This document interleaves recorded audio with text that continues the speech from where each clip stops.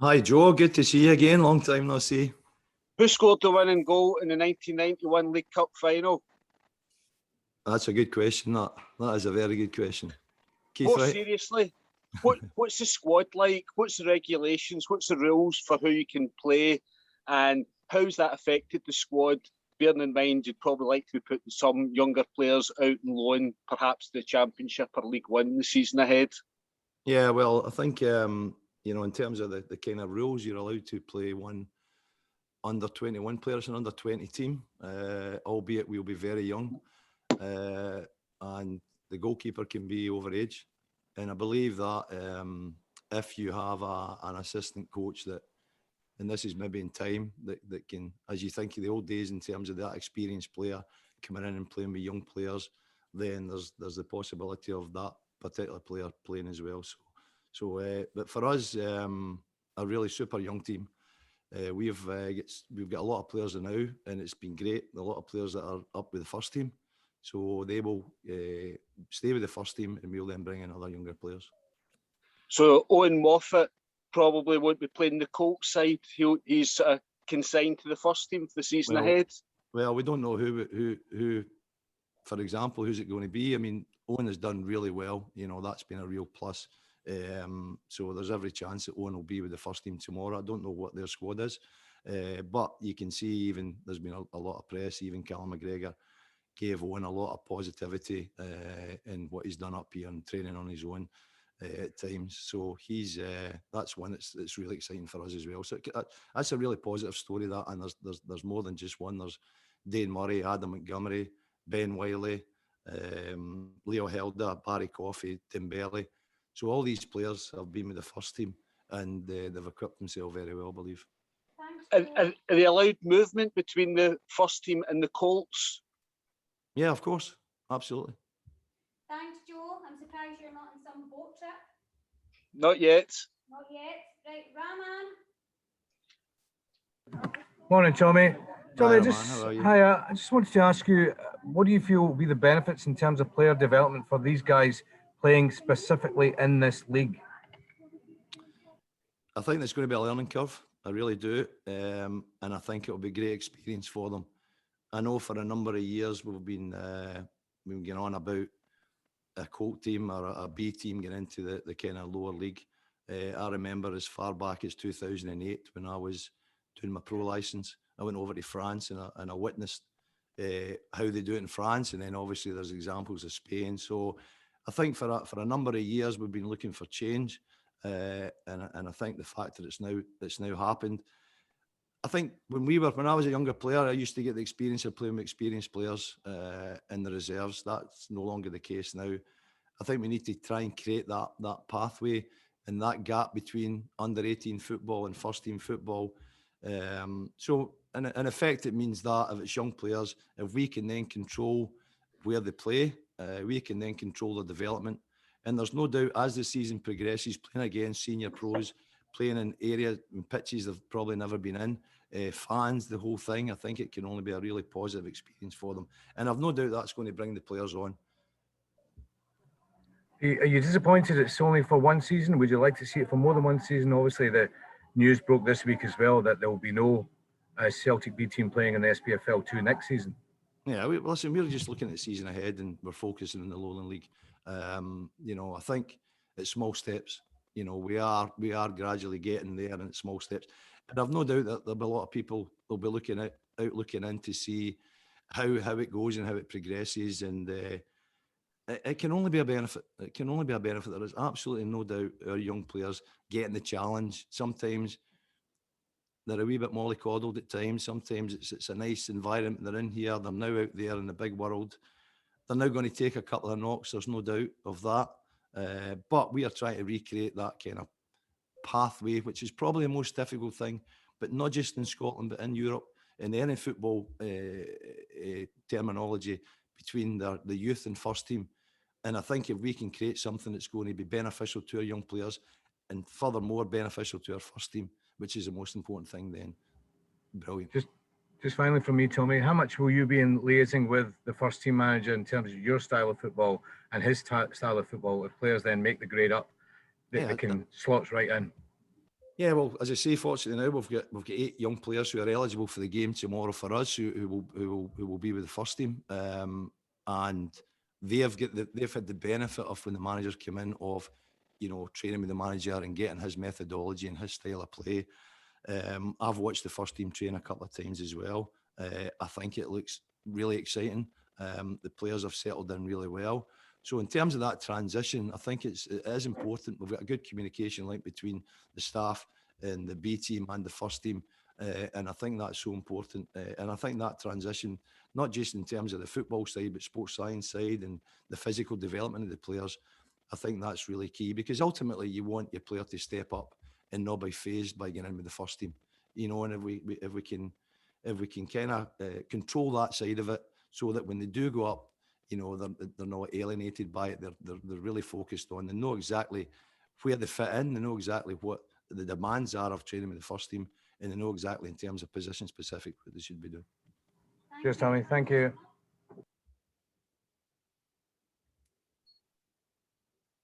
Andrew? Oh, sorry, I couldn't hear you there, Sharon.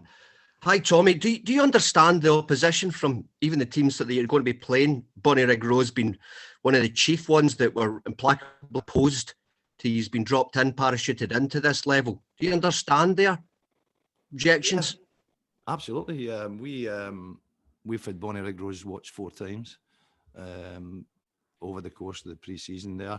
I spoke to Robbie Nielsen just before the end of the season there. Robbie was up with Hearts young team, and he says he'd put some loan players out in the Lowland League, and he said it's a really good standard. He says it's a tough league, and I can see that, and you can see how the likes of Celtic Hearts would progress.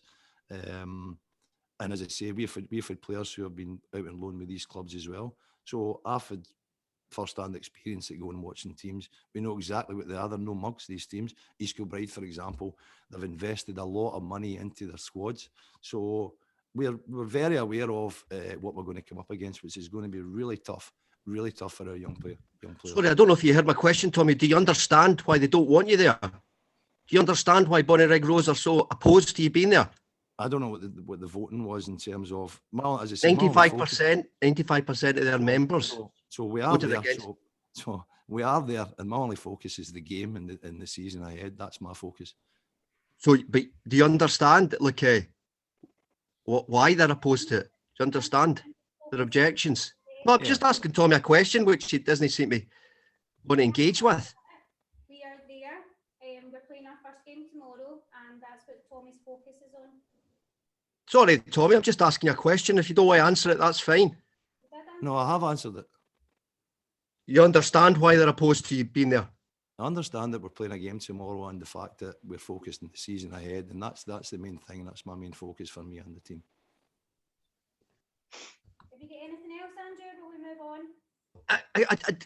Previously, in terms of the other countries, the way the B teams work, Tommy, they sign for the B team, and then they'll play with the B team, and then they might progress to. If you look at the Urian, like the guy that's come into the Scotland under-21s, he was playing with his B team, but now he's going to sign a new contract with the senior team. They can't switch between the two, so they couldn't play for the B team one week and then play for the senior team the next week. But you, just to clarify, you're saying it's different, that the players can. Yeah, I know that. I think there's a certain number of games, I think, that you can play. This is what happened when I went and seen the teams in France. There's only so many games that you play, and then you then automatically become that first team player in its right. So we'll have players that will probably be, as I say, young players that are eligible, like Dane Murray just now, Adam Montgomery. Yeah. We hope that we don't get them back. That's the main thing. We hope we don't get them back. Right. But because ultimately that's where you want them to be. You want to be up there, and you want them to stay up there. But players also need games as well. They need games as well. So that's the understanding for us. But it's not a hide-off squad. That's all. I was just want to clarify what Joe's point earlier. It's not a hide-off squad. This is your B team. They can be B team players who play with the A team, if you like. No, we've as I say, we've got a really young side. We're now looking at, based on the number of players that have been up with the first team now, we're looking at bringing in players from under 17s, under 18s. What a challenge that is for them. What a challenge it is for us. So, ultimately, as I say, the main thing is to get them into the first team. and that's our sole goal. Thank you. Oh, you're welcome. Lewis Anderson. Hi, Tommy. Lewis. Just looking at the Lowland League as a whole, the growth of the league since its inception, it's come on leaps and bounds. As you said, you mentioned the quality of teams there that you're going to be up against this season. What are your thoughts on the Lowland League as a whole? It's obviously an ultra competitive one, and well, you look at the amount of teams that were in gunning for the title last season. It's going to be really open. I totally agree with you. I think it has come on leaps and bounds. I think since the introduction of the pyramid structure, you see the amount of investment that's gone into the Lowland League, even sponsorship, television, the whole thing, commercial, certainly moving in the right direction. There's no doubt about that. I think also you see how, as I say, I use Celtic Hearts as an example, how they're now in the League Two.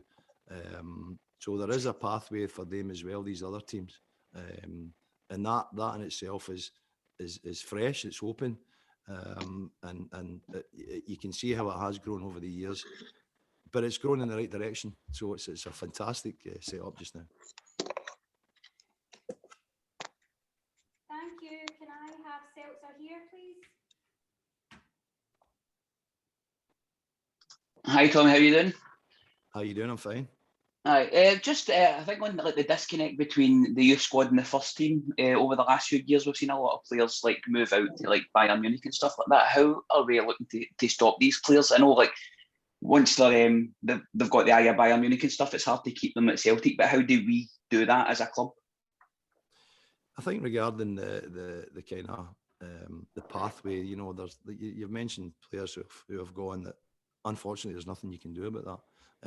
That'll always be the case, but I think if you clearly see the successes that we've had in terms of bringing young players through into the first team, the McGregors, the Forrests, the Tierneys, the Mikey Johnsons and all that, the Robertsons and that are through, the Montgomerys who have played, Dembele, you know, so I think it's important that they see a clear pathway. Now, who's to say that the players that go on, the younger players, probably could have been in our first team, or they couldn't have. You know, it's a kind of there's different paths to get there, different ways to get to a first team. But I do think the fact that we have now tried to bridge the gap with, and we've been crying out for it, because before we would just put players out on loan, no guarantee they would play, which is fine. Okay, I understand that, but you were kind of less in terms of control of the situation. Now you're more in control of the situation. Albeit as a young team, so I'd imagine that those players that go out on loan will be players that will be over age for the B team, but still need to go out on loan and play some games, you know. So, but for us, I think to bridge that gap again is so important. I think this is a way in which we'll do that.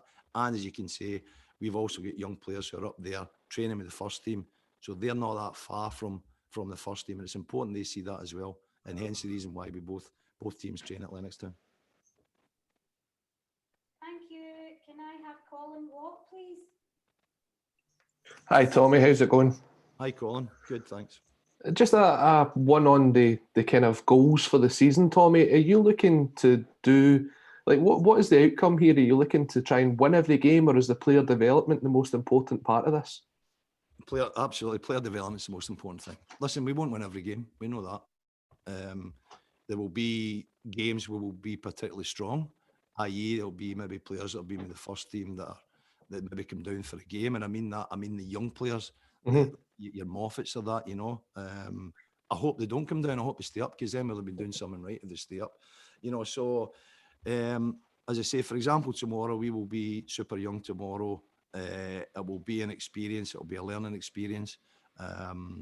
You know, so for us, the target is always, as I say, trying to clear that, have that vehicle for developing them. But first and foremost, yeah, we'd like to win every game. We know that Celtic need to win every game.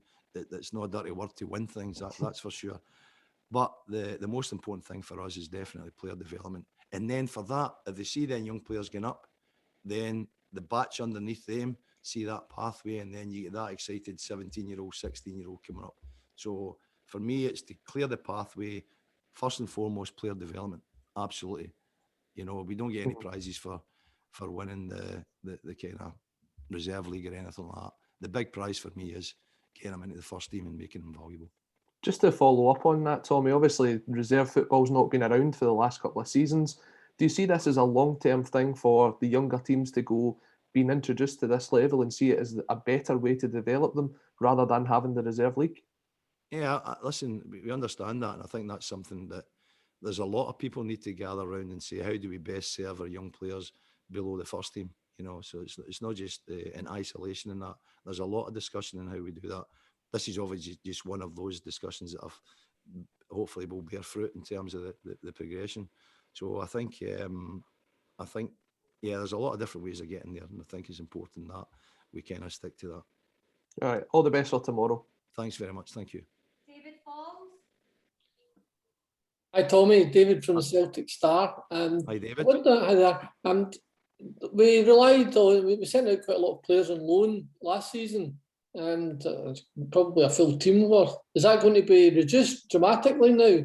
Yeah, I would think so. I think under the circumstances last year where there was no games for anyone really apart from the first team, so you've got to get games. These kids have got to play games. Young players have got to play games. That's why you train. That's why we've got the staff that we've got to prepare them for the games.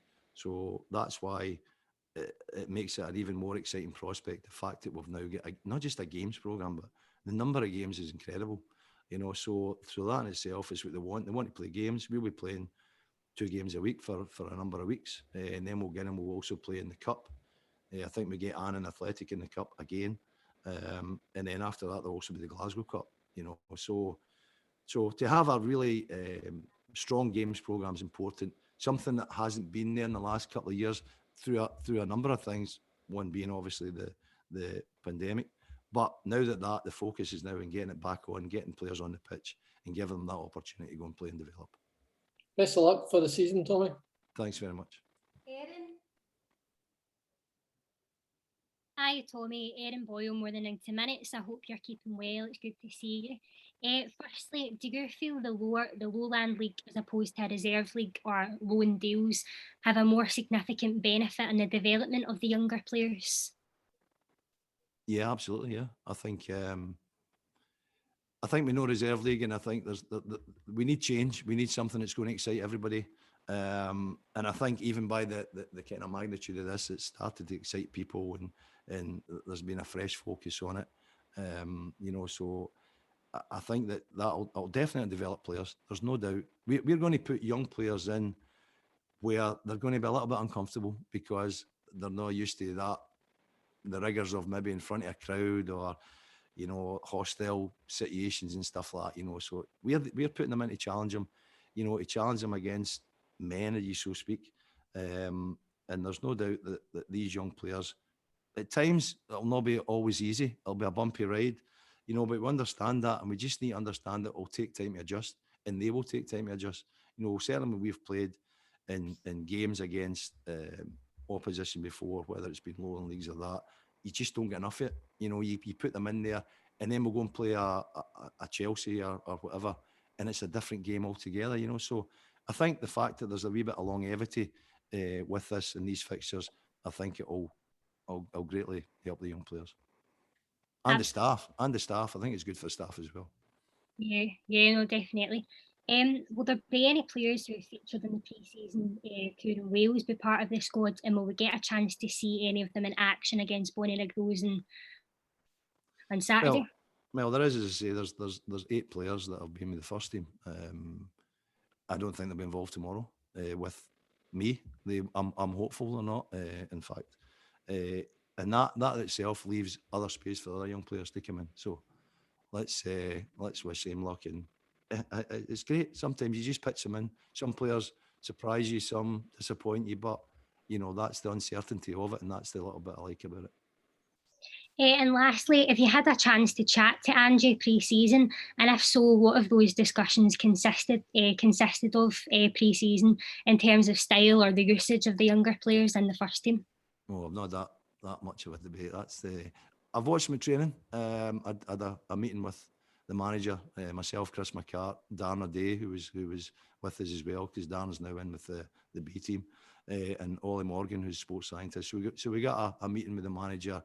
He just explained to us his style of play, his methodology. He was very open, great in terms of really excited what he spoke about, but also the fact that to see him on the pitch is probably the kind of proof. You know, you can talk, but to actually see everything unfold on the pitch was exciting for us as well. And it is important we try to mirror to see what the first team are doing, and there's no doubt that message is starting to come through.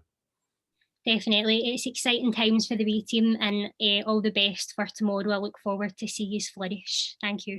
Thanks very much, Aaron. Thank you. Ewan Davidson, please. Hi, Tommy. It's Ewan from 67 Hill here. How are you? Hi, Ewan. How are you? Not bad. So just wondering, in terms of kind of squads outside the Celtic first team, the Celtic women's team found a real connection with supporters over the last 12 months or so specifically. Obviously, with a very busy schedule ahead and kind of more access for supporters to watch the B team, is that the kind of thing you're hoping for too, to sort of make household names from some of these young guys? Yeah, of course. Absolutely. The women's team have done really well. You know, they'll be in the Champions League and they'll be able to play this year. And we have been involved and we will play our games at Airdrie, and the women's team will play their games as well there. So we've had to kind of dovetail a little bit in terms of fixtures, but there's not really any real clash. I think what we're trying to do is make sure nothing collides with one another. I think we want to open these games out to as many people as we can, so they can see the women's game, they can see the B squad, they'll see the first team game as well. So you know, I think it's exciting times, and as I say, you did mention the women's team, and rightly so, they've done really well. Sorry to interrupt. I'm aware that training is starting for the team in 5 minutes. I want to give everybody the opportunity to speak. So, sorry, Liz, can I move on to Paddy? And it's one question each. If we can just get through as many people as possible in the next 5 minutes. Paddy, if you can ask your question, please. Hi there. Yep, thanks very much. Paddy from the Celtic Exchange here. Tommy, thanks for taking the time to speak to us again today. We really appreciate the fan media stance that Celtic are taking at the moment. What I would say just now, one of the things that I've been looking at is obviously you're talking about the fixture programme. It's going to be great for the young players being able to fulfil a season. Also, there's a chance if the first team do make the UEFA Champions League, that the team get entered into the youth league as well. Is the squad going to be of a good enough size for yourselves to possibly complete that full programme? What would it have to be, young players possibly coming up further from the academy to help out in those fixtures? Yeah, that may well be the case. Yeah, I think. Well, I mean, the Champions League's under 19-1, and you're right. If the first team, and we hope the first team make the group stages, then we automatically get into that. So, but then when you think about it, in these number of games and all the number of games that you mentioned, to what a great kind of preparation that is for going into this kind of Champions League. It's fresh as well, so it's all systems go for me. Good stuff. All the best for tomorrow, mate. You're welcome. Thanks. Thank you, Paddy. Can I have Ryan Brown, please? Hi Tommy, it's Ryan from 20 Minute Tims. Thanks for your time today and good luck tomorrow.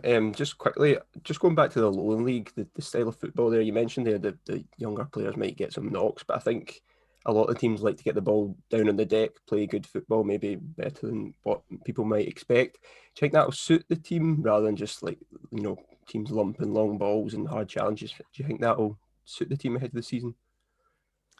Yeah, I think it'll. I think the whole construction of it in terms of teams, and you're right. Sometimes I think people don't understand how much quality is in the Lowland League, and I think you'll witness that. You know, when you go and play, we're going to go and play against a team tomorrow who have got experienced players who have played Premier League games and things like that. So let's not be unkind to these teams, because these teams are going to be really well organised.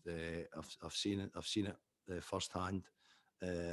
So we really need to be organised. We need to come up with a way of how we're going to cope with, one, the physicality, but also the fact that these teams can play. So we're expecting tough games, and I don't mean just, I mean every game I think will be tough. Thanks very much and good luck against Bonnyrigg. Cheers. Thank you. And lastly, Ryan Fitzsimmons, please. Hi, Tommy. A pleasure to speak to you, mate. Very quickly, you've of course spoke a lot about the team and such there and the players that are involved, but just from a personal point of view, it's obviously a new era at Celtic with the new management, the new CEO, and of course this new setup. For you and your coaches, how big a test is this for you, and how excited is yourself to take part in this sort of journey? Yeah, listen, I've got a great staff behind me. You know, Dan O'Day's come up from the under-18s, and Dan has just slotted in. Even the excitement of Darren and having Darren's presence is exciting, because ultimately it's not just about players, it's about staff as well and the staff development. So they're aware of the challenge, and going by the pre-season and our preparation pre-season, it's been tough, but it's been something that we've all relished. So yeah, it's going to be something that, as I say, we look forward to. It's going to be exciting. It's going to be a roller coaster, but as I say, we're going to give the young players the chance to express themselves, and that's ultimately what we want to do. Thanks very much, Tommy. Best of luck tomorrow. You're welcome. Thank you. Thank you, everybody. Thank you. Cheers for now. Thanks, Tommy. Thank you. Thanks.